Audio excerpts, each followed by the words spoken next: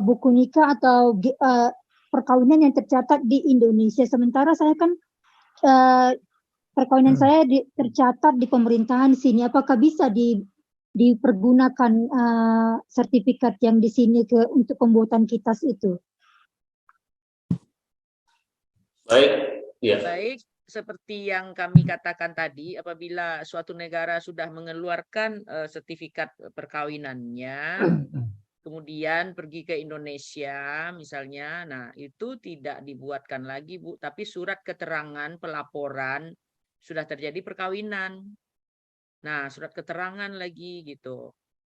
Itu maksudnya Bu. Jadi syarat kitab itu ya itu dokumen di imigrasi ya, di keimigrasian. Nah, salah satu syarat yang diminta kalau dia suruh buat di Indonesia, nah cukup surat keterangan pelaporan sudah terjadi perkawinan ibu itu tadi. Nah, Dukcapil berdasarkan akta perkawinan ibu yang sertifikat perkawinan ibu yang sudah dikeluarkan oleh negara itu tadi akan memberikan surat keterangan pelaporan sudah terjadinya perkawinan dari Dukcapil. Nah, mungkin dengan berdasarkan itu pihak imigrasinya boleh atau mau. Seperti itu ya, Bu.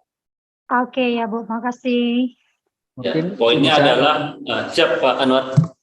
Mungkin saya bisa tambahkan karena juga terjadi bagi pernikahan yang Muslim, ya.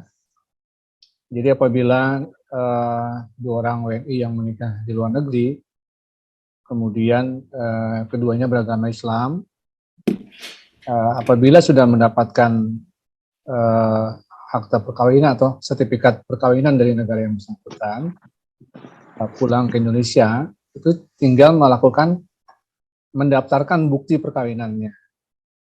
Jadi bukti perkawinan didaftarkan di KUA, kemudian pihak KUA saya kira sama dengan instansi sipil memberikan surat keterangan bahwa bukti perkawinan yang bersangkutan sudah didaftarkan di KUA.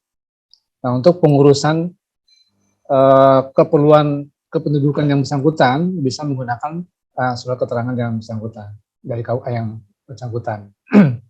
Kemudian tadi mungkin saya juga sampaikan Pak Faiz terkait dengan apabila terjadi perkawinan di luar negeri tidak secara agama Islam, tapi yang bersangkutan beragama Islam. Itu saat melaporkan bukti perkawinan di KUA dilakukan ijab kabul biasanya ya. Jadi dinikahkan dulu secara Islam. Jadi banyak orang yang sudah punya sertifikat dari Amerika, dari Perancis. Pihak KUA menanyakan apakah sudah dinikahkan secara Islam. Belum Pak. Saya baru mendaftarkan punya bukti akta perkawinan. Maka di KUA saat mendaftarkan bukti perkawinan yang bersangkutan diijab kabulkan oleh penghulu sesuai dengan hukum syariat Islam. Jadi ada walinya, ada saksi. Baru kemudian diberi keterangan.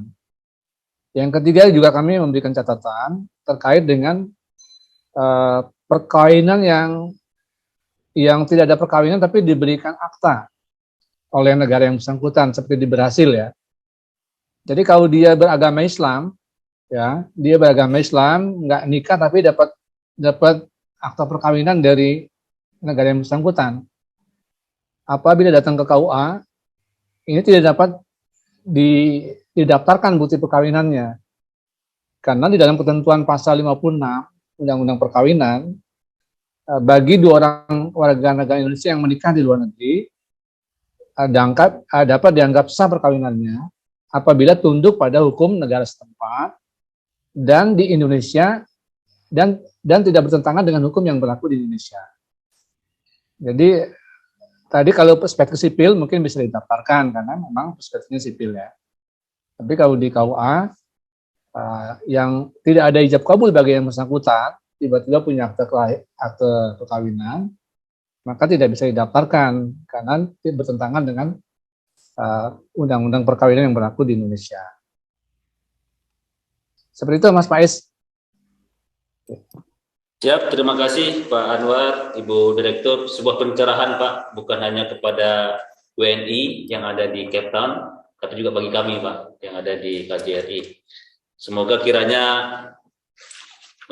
paparan, ilmu, informasi, arahan yang Bapak dan Ibu berikan itu menjadi amal jariah bagi Bapak dan Ibu sekalian. Amin ya rabbal alamin.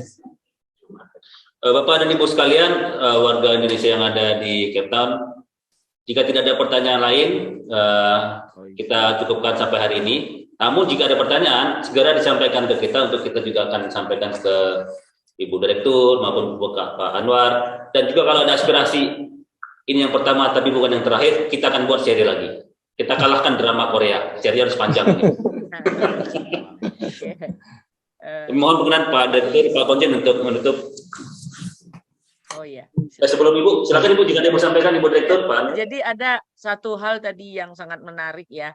Tadi kata Pak Anwar tadi ada solusinya bagi saudara-saudara yang Muslim yang menikah di situ, diangkat apa tadi Pak, ada penghulunya juga di KBRI kita yang ada di sana, kemudian nanti dikirimkan buku nikahnya. Nah, hal itu sangat positif sekali dan sangat bagus sekali karena apa?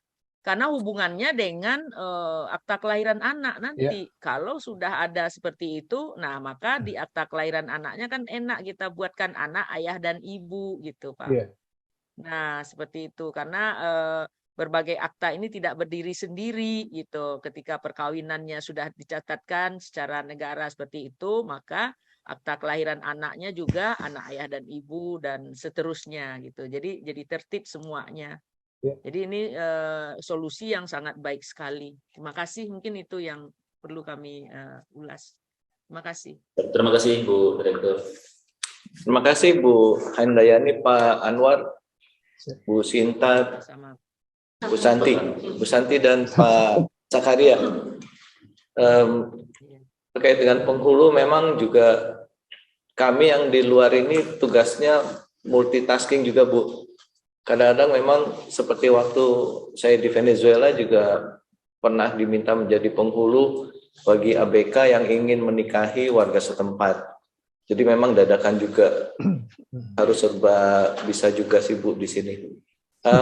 Kami pertanyaannya satu Pak, maaf nanti mumpung saya jangan lupa nih.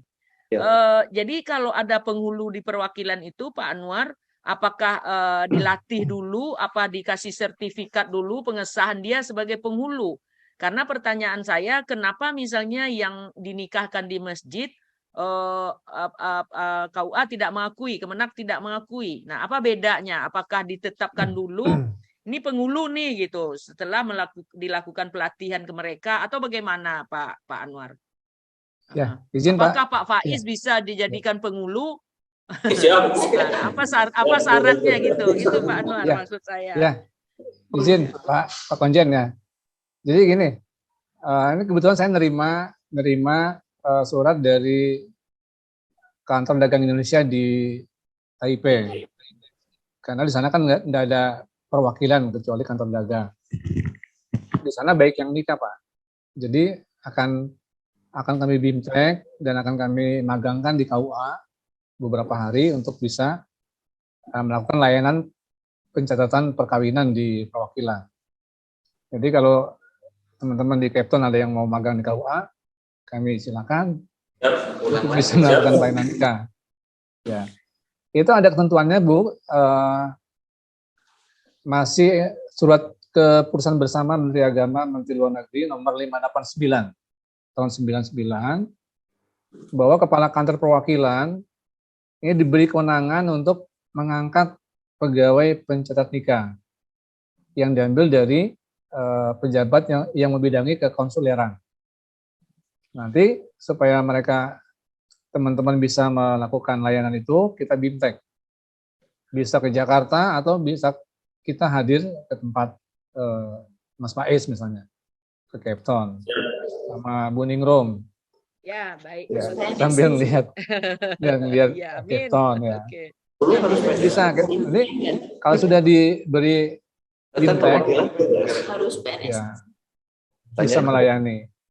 Okay. Harus PNS Pak Anwar. Yang PPNJ yang tangan di buku nikah PNS. Ada pas itu Pak. Tapi yang jadi penghulunya itu bisa diambil oleh WNI yang bisa. Oke. Jadi kalau penghulu bisa non PNS, ada Kiai Haji A.S. Barkah. Ya, kalau yang pegawai pencatat nikahnya harus PNS. Itu dapat ini. Ya, betul. Ya, seperti itu. Pak Konjen. Ya, terima kasih Pak Anwar. Ini memang pertemuan yang begitu Pak. Silaturahmi itu membuka pintu rezeki Pak. Ini namanya. Masya Allah. Alhamdulillah. Insya Allah. Ini luar biasa Pak. luar biasa ini kami apresiasi. Pertama kali kita rapat dengan perwakilan langsung. Ya. Tepuk tangan untuk kita semua. Nanti dibuat serialnya ya Pak, drum. Drakor Bu ya. Dari Ibu Handayani masih ada lagi? Udah Pak, cukup. Terima kasih. Ya, terima kasih Ibu Handayani, Pak Anwar, dan teman-teman.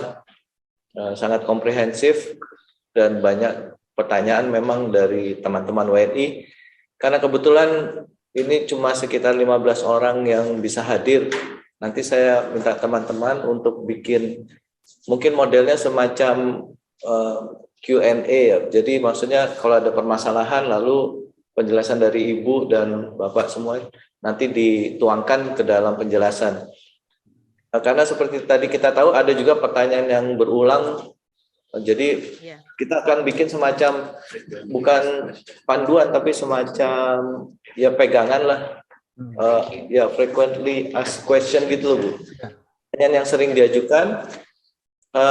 Kami terima kasih Bu untuk waktunya dan juga Pak Anwar. Atau begini Pak izin.